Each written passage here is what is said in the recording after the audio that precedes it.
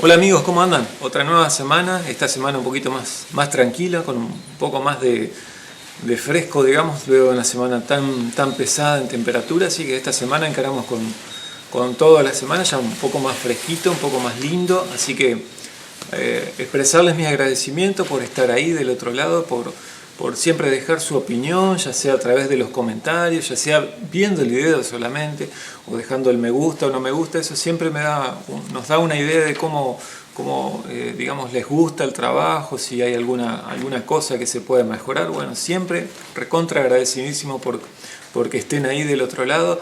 Y bueno, en este momento vamos a tratar de agradecer sobre todo a aquellos que aparecieron, aquellos nombres o aquellos comentarios que aparecieron en el trabajo de la semana número 5, pero siempre a todos, a los que dejan, a los que son silenciosos también, así que muchas gracias por estar ahí, siempre ver el video y apoyar el canal. Bueno, muchísimas gracias, che. Con respecto a los agradecimientos, quería expresar el agradecimiento a Calita Magnini, Luisa Costa de Papeltec Sociedad Anónima, Aníbal Achondo, Antonio Arias Vidal, Ferreira Motos, Aria J27, Leonardo González, Alonso García Pinto, Javier Mostazo, Ricardo Albanesi, Michael Arniela, Carlos Pajerols, Antonio Gutiérrez Barba, Rafael Almeda Fresneda y Francisco Guerrero. Muchísimas gracias, gurises, por estar ahí, por dejar siempre su opinión sobre todo, y siempre están invitados todos a dejar su comentario, a decir que se puede mejorar, qué cosas están de acuerdo, con qué cosas no están de acuerdo. Siempre recuerden que el taller nuestro cuenta con limitados recursos, entonces a veces se complica un poquito el realizar algunos trabajos, y yo lo hago de otra forma, quizás un poco distinta, o aplicando otros tipos de herramientas. Así que siempre estamos abiertos al diálogo, así que no duden en dejar su comentario, sea bueno o malo, mientras sea con respeto y para edificarnos entre todos, no debería haber ningún problema. Con respecto a algunas de las cosas, como les dije, esto corresponde al trabajo de la semana número 5, que comenzamos con el torneado del diámetro interior del rodamiento. Bueno, Carlos Cana justamente pregunta o mejor dicho, da su sugerencia que al cilindrar un rodamiento sin un diámetro interior no es recomendable porque se pierde la dureza o la capa que tiene el rodamiento. Y es verdad, se pierde. Pero este tipo de rodamiento, que es un rodamiento, no me acuerdo de la característica, creo que era 6003, bueno, no me acuerdo en este momento qué número era 17 el diámetro interior y había que llevarlo a 3/4 de pulgada, pero era un rodamiento que creo era 42 de afuera, no recuerdo bien en este momento, pero un rodamiento que tenía medidas de diámetro exterior métrico y de eje en pulgadas, o sea, son rodamientos a pedido, son de una máquina, creo que era de jardinería, que son, digamos, especiales y que cuestan mucho más caro traerlos de afuera, encargarlos, digamos, con la pérdida de tiempo, con los costos también. Entonces lo más sencillo para hacerlo en este momento, y aparte porque no es una pieza de alta precisión, sino que es un rodamiento para permitir el giro de una pieza, no es ni siquiera gira a alta velocidad. Lo que se hizo fue rectificar el diámetro de adentro empleando una plaquita o un inserto. Sí se sacó bastante, unos 2 milímetros o 1 milímetro por lado si uno lo quiere ver, pero no, en este caso sí, no es recomendable, pero como la pieza donde va a ir colocada no reviste, digamos, tanta importancia, no es tan crítico, digamos, el que se pierda un poquito la dureza, debido a que la pieza tampoco es algo muy relevante, o sea, es más barata la pieza que el rodamiento. El rodamiento sí se lo tiene que traer de afuera, ¿no? Si se lo tiene que importar. Entonces es mucho más barato tomar un rodamiento común y silvestre, quitarle los retenes y tornearlo. El torneado del rodamiento lleva más o menos por rodamiento unos 5 minutos, siendo más o menos 2 minutos, más o menos la mitad, si uno lo quiere ver, 3 minutos máximo el centrado, el que quede lo más concéntrico y lo más quieto posible el rodamiento. Eso es lo más largo. Después lo otro va rapidísimo. No sé, sí, no es recomendable, tenés razón, Carlos, pero a los costes que están en nuestra región en estos momentos es válido, digamos, el emplearlo. Ahora, si fuera para un eje o para un elemento de más alta precisión, obviamente que no es recomendable. Se debería ir a buscar el rodamiento que debe ser adecuado. Gracias por dejar siempre tu sugerencia y como te decía, siempre es lindo tener ese intercambio, ese cambio de opinión está bárbaro. Así que, por favor, sentite a gusto y seguir dejándolo ahí abajo escrito, que lo vamos a seguir charlando. Gracias. Juan Pérez López pregunta por qué a veces no lubrico, sobre todo en el trabajo del rodillo, ese rodillo largo que está por ahí atrás todavía está, por ahí. Todavía no lo llevaron, así que está ahí quietito. Ese trabajo, por ejemplo, ¿por qué no lubriqué o no refrigeré el corte? Por una razón sencilla.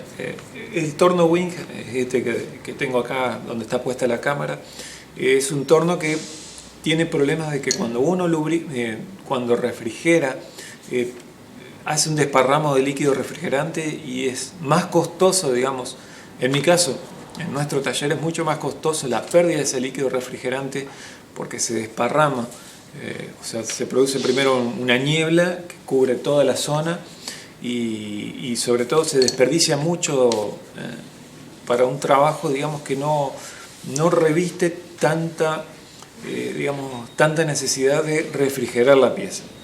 Hay veces que es necesario refrigerar, por ejemplo, en casos de ejes que están sometidos a grandes esfuerzos, ejes donde vos tenés que asegurarte que no se modifique la estructura cristalina del material sobre el cual vas a hacer un eje, porque si quedan distintas tensiones provocadas por calor, por ejemplo, puede producirse luego una rotura por esas diferencias o deformaciones internas o roturas internas o fragilidad que se produce en distintos lados, no se mantiene homogéneo el material, entonces sí se puede producir una rotura. Entonces es importante que refrigerar todo el material, no solamente el material, sino la punta del inserto. La refrigeración en realidad lo que hace es enfriar la zona de corte, ya sea el material y el inserto. O sea, se trata de, sobre todo, proteger un poco más el inserto, la duración. Y, como dijimos, no en algunos tipos de acero, por ejemplo, tienden a producirse movimientos. Por ejemplo, el 4140 es un material complicado si uno lo trabaja en caliente, porque a medida que se va enfriando tiende a tener ciertos desplazamientos o ciertos movimientos que luego hacen que un eje muy largo, por ejemplo, quede deformado. Entonces es importante mantenerlo siempre a una temperatura ambiente, ni muy caliente ni muy frío, ¿no? En el caso de este rodillo no se refrigeró porque justamente iba a ser un desperdicio de material, de líquido refrigerante, iba a salir más costoso. Y aparte la temperatura no hubo desgaste del inserto también. El inserto lo sigo ocupando, al mismo inserto que usé el rodillo, lo sigo ocupando. No he visto ningún cambio así, ningún desafío. No se ha desafilado el filo mismo que he empleado, así que no se ha justificado. A veces sí empleo, por ejemplo, líquido refrigerante para hacer algún taladro, algún agujero en el torno. Eso sí es recomendable porque vos estás haciendo un agujero con acero rápido y el acero rápido hay que cuidarlo, o sea, las mechas, hay que cuidar el filo justamente, y una de las formas de cuidar el filo de la herramienta es bajando la temperatura o manteniendo la temperatura la más fría posible para que la herramienta no produzca una rotura por diferencia de temperatura en la punta del filo. Porque cuanto más caliente es, más fácil se producen las microfisuras en el filo, ¿sí? Entonces cuando uno mantiene fría esa zona o una temperatura baja, relativamente baja, no se producen microfisuras al momento de la tracción o del arrastre del material, ¿sí? Así que Juan no he empleado porque iba a ser más suciedad y más costos, digamos, por desperdicio del líquido refrigerante. David Martínez me pregunta cómo es que no se giraba el rodamiento. Bueno, acá tengo un rodamiento. Lo que hice en el caso de ese trabajo fue quitar primero el retén, ¿sí? Quito el retén, y lo que hice fue emplear un plato de torno común y silvestre de 80 milímetros de diámetro y modifiqué las mordazas para que las mordazas puedan entrar entre este espacio que queda entre la cubeta exterior y la cubeta interior. Rebajé un poquito la mordaza para que se pueda meter ahí adentro, y las tres mordazas al cerrarse tienen que apretar la cubeta interior por su parte externa, ¿sí? Por su parte externa, por esta parte de acá, se mete ahí la mordaza y lo que hace es apretar. Entonces de esa forma, sujetando de acá atrás, sobre la cubeta interior en su parte externa, lo que hicimos fue el cilindrado. De esa forma fue como lo pude realizar. Quitando, como dijimos, primero el retén, luego lo colocamos, es sencillo. Bueno, el cuidado que hay que tener cuando uno quita el retén es no romperlo o no marcarlo, porque si no se pierde el efecto de obturación del retén, ¿no? Así que hay que tener cuidado, quizás no dejar con filo. Esta es una punta de acero rápido, ¿sí? Que le hice un pequeño bisel, pero no tiene filo, ¿sí? Es romo en la punta, entonces uno puede meter fácil, sencillo, y lo saca, ahí está, sin romper el retén. De esa forma fue, con un platito de 80, las mordazas en las puntas las modifiqué. La voy a buscar y las miramos. Acá estamos.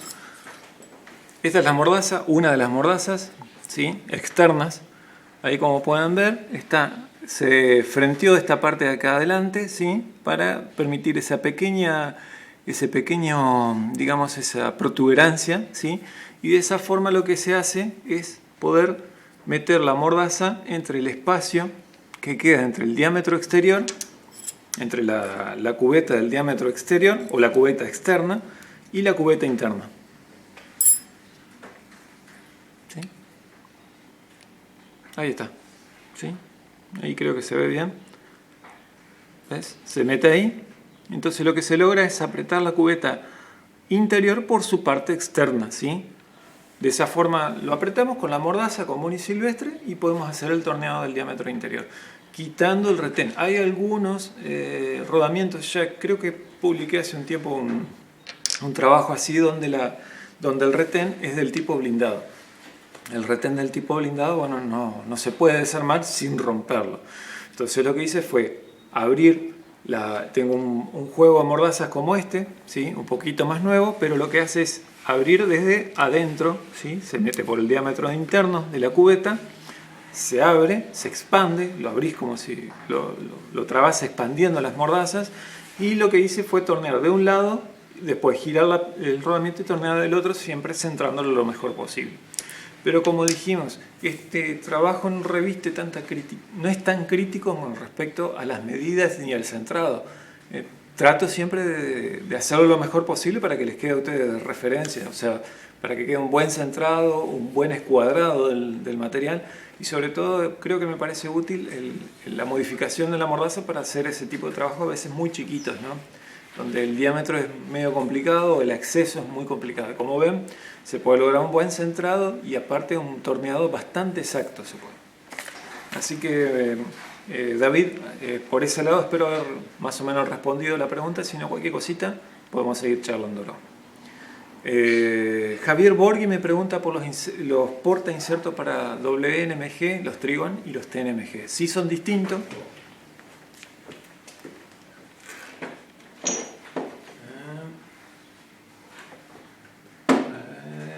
WNMG.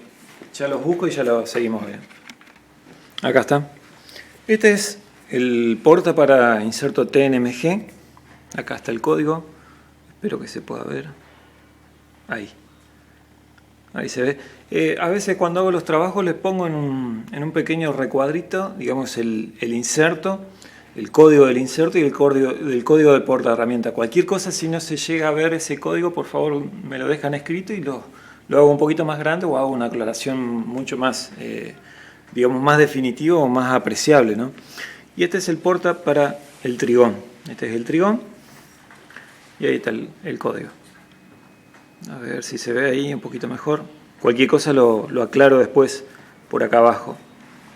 Pero son distintos. los dos portainsertos son distintos, si bien son parecidos. No se puede nunca poner el diámetro, por ejemplo, el orificio del centro es distinto en el Trigón que en el TNMG, o sea, son distintos. Para cada inserto tenés un determinado portainserto, ¿sí? El Trigón anda muy bien para los que son desbastes, yo lo uso para desbastes grandes, digamos, de una buena pasada. El Trigón junto con el CNMG andan espectacular para eso. El TNMG lo uso más para dar la pasada final de pasadas finas, digamos, o por el ajuste finos, digamos, para ajustes finos, ahí digo bien. El TNMG anda muy bien. Es un gusto personal, es cuestión de ponerse arriba del torno y sacar virutas nomás y ir probando distintas alternativas, ¿no? Pero respondiendo a tus preguntas, son distintos y no son el mismo calce. Son parecidos, pero no son el mismo calce, así que para cada inserto tenés un tipo distinto de portainserto. Hay que ver, digamos, cuál es la utilidad que le va a dar. Mi consejo, el TNMG. Si querés empezar por alguno, con el TNMG vas a andar de 10. Es mucho más fácil conseguir el inserto, el portainserto también, y es una medida común y tenés 6 filos, al igual que este, pero tenés muchas más aplicaciones, digamos. Me parece mucho más práctico el TNMG que el WNMG o Trigón, ¿sí? Si quieres empezar por alguno, por el TNMG.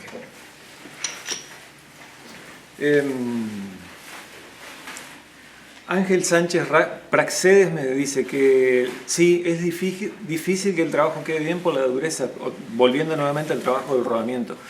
Me comenta sí que es difícil que quede bien el trabajo por las distintas durezas que tiene y la medida que se mantenga todo el tiro. Claro, yo entiendo lo que vos me decís y es verdad, tornear un rodamiento en su parte interna es difícil pero no imposible. El otro detalle es que si bien se modificó este rodamiento en la cubeta interna, no es algo, digamos, que donde vaya a ser aplicado el rodamiento implique un gran problema. Era una máquina de jardinería. Hemos hecho modificaciones de otros tipos de rodamientos. Por ejemplo, hay algunos rodamientos que llevan una ranura en su parte, en la cubeta externa, para colocarle un seguro. ¿Sí? Hay rodamientos que vienen y en su caso hay otros rodamientos que no vienen, pero viene el seguro. Por lo tanto hay que hacerle una ranura. No hay otra forma que tornearlo. Y eso es también modificar el rodamiento. Pero no por eso uno acorte mucho la vida del rodamiento. Estamos hablando de cuando uno realiza ese ranurado, es para máquinas que llevan importantes, digamos. Por ejemplo, lo que son las bombas impulsoras de agua llevan mucho ese seguro. Y por lo general hay que tornearlo y hemos publicado trabajos acá y nunca se han roto, nunca ha habido algún problema importante. Ahora, el diámetro interior sí es un problema, digamos, porque es verdad, cuando vos haces el torneado, a veces el inserto no mantiene su medida todo el tiro. Bueno, por eso lo aclaré, creo, en el video, y en las últimas pasadas fueron pasadas muy finas. Es verdad que con el rectificado queda mejor, pero nosotros no tenemos rectificadora y no haríamos ese trabajo tampoco. Pero bueno, es válido el hacer el trabajo en el torno. Y la otra explicación es que también usé un alesómetro para comprobar que se mantenga en el espacio muy finito, porque también no es que son 100 milímetros ni 50 milímetros, apenas eran 12 milímetros creo que era de espesor. O sea que en 12 milímetros se puede mantener perfectamente la medida. Y las últimas pasadas fueron pasadas de a centésimas, porque lo hicimos con el método del carro del Charriot. O sea que fueron pasadas muy finitas y se mantuvo la distancia, la medida que encima eran pulgadas, 19,05 milímetros, eran 3/4 de pulgada. Así que esa pasadita finita te quedan bien, digamos, el rodamiento no ha quedado parejo todos y no ha habido problemas. Es verdad, para rodamientos más grandes, yo he hecho modificaciones, pero siempre le pregunto al cliente que para qué va a ser ese rodamiento. Si es para una máquina, digamos, no tan relevante, que no haya una carga, que no haya un peligro para la gente que está alrededor, no hay ningún problema. Ahora, si es una modificación para una máquina donde hay, por ejemplo, un riesgo de accidente o algo por el estilo, yo no hago ese tipo de modificación, sino que se vaya a comprar. Depende de la finalidad y si se puede justificar, digamos, el torneo. En este caso los costos para traer el rodamiento de ese tipo es mucho más grande que el torneado, ¿sí? Espero, Ángel, más o menos haber respondido a tu pregunta y no es que esté cerrado, es verdad, es válido. Se modifica y a veces en un tiro muy largo, en un ajuste muy largo de rodamiento sí se producen variaciones, pero por eso hay que darle en las últimas pasadas siempre fino. Pasadas finas y el inserto se le aguanta. Anduvo bien ese inserto y lo sigo usando, así que no ha habido quemada, no ha habido, digamos, el inserto no se ha desgastado más de lo común. No ha habido ningún problema. Gracias, Ángel, igual. Martínez Camilla me pregunta o que le explique el método del carro auxiliar o el método del chariot inclinado. Te dejo cualquier cosa en alguna de las esquinas, el video que más o menos había grabado hace un tiempo atrás con la explicación de ese método, pero básicamente consiste en lograr, empleando el chariot inclinado en un ángulo muy pequeño y usando el nonio del chariot, son pasadas o multiplicar, digamos, la exactitud, empleando ese ángulo muy chiquito, lo que se logra es pasadas muy finas, en el orden de la centésima. ¿Qué logras con esto? Primero, no usar el carro transversal para realizar esas pasadas finas, ¿sí? El carro transversal en muchos casos tiene no solamente un error de apreciación de medida, porque uno tiene que mirar bastante bien cuánto es la pasada, sobre todo en pasadas menores de una décima, ¿sí? Sino que tiene lo que se llama el juego interno de rosca. Entonces a veces uno, a pesar de que vaya golpeando, digamos, el nonio del carro transversal, no tiene el 100% de certeza de que es la medida que uno está dando. Con el método del chariot inclinado lo que logras es, inclinando ese ángulo muy pequeño en el orden de los 2 a 6 grados más o menos, dependiendo del paso del tornillo patrón, lo que se logra son pasadas muy pequeñas, en el orden de la centésima, con un 99% de exactitud. Está garantizado. Y encima no es que uno tiene que colocar en el ángulo exacto, sino puede tener un cierto margen de error ese ángulo, tanto para más como para menos. Entonces, a medida que uno lo va usando, a medida que uno, digamos, se pone más fino en el uso de este método, uno le puede llegar a encontrar el gustito a un poquito más, un poquito menos, o a saber cuál es el límite o la exactitud. Por eso les digo, en un 99% supera el uso del carro transversal. En la exactitud o digamos, en la determinación de la medida o de la pasada, ¿sí? Pero gustos son gustos. Hay gente que le agrada usar el carro transversal. Esta es una alternativa al carro transversal. Nada más. Ese es básicamente el método. Así que cualquier cosita... Se me cayó la hoja. Cualquier cosita, Martín, te dejo el vínculo de donde más o menos traté de explicar. Cualquier cosa que no se entienda, lo seguimos charlando como siempre. Edwin Marajona me pregunta si es posible los acabados que se logran en el rodillo de esa semana con vidia, o sea, la vidia soldada, o con acero rápido. Sí se puede. El tema son las velocidades. El inserto te admite una velocidad de avance un poco más grande, una velocidad de giro, las revoluciones un poco más altas. En cambio, la vidia soldada tenés que modificar, darle un poquito más de ángulo de corte, digamos, tenés que modificar un poquito el filo, porque las que vienen de fábrica o las que te venden son muy planas, entonces tenés que darle un poquito de ángulo de descarga. Y en el caso del acero rápido también se puede lograr, pero tenés que, bueno, afilar, darle, quizás si son las últimas pasadas, darle ese pequeño radio en la punta para que no se gaste ni se rompa tan fácil.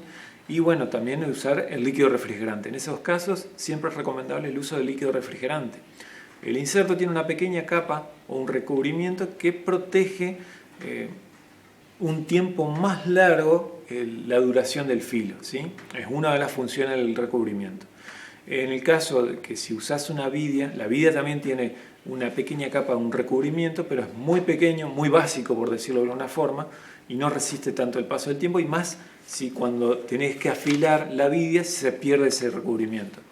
El acero rápido también anda muy bien y yo creo que aconsejo muchísimo el afilado del acero rápido para conocer los ángulos básicos, digamos, pero también tenés la contra que no podés acelerar mucho la velocidad, sobre todo en pasadas finas, cuando vos estás haciendo las últimas pasadas, porque lo más probable es que en un trabajo largo se te rompa el filo, se te pierda el filo y termines con otro tipo de determinado superficial o acabado superficial. Entonces es importante el empleo del líquido refrigerante. Refrigerar si estás usando acero rápido. Como dijimos hace un tiempito atrás, recién, hace un poquito, lo mismo para las mechas. Las mechas puedes hacer un filo espectacular, pero si no usas líquido refrigerante, el filo no dura ni siquiera ni 10, 15 milímetros, depende del material, ¿no? Obviamente. Así que sí, Edwin, se puede, pero bajando un poquito lo que es avance y bajando las velocidades de revoluciones, perfectamente se puede. Yo uso inserto por la ventaja, digamos, porque es más rápido, más práctico, cambias de un inserto a otro sin cambiar la altura de la torreta.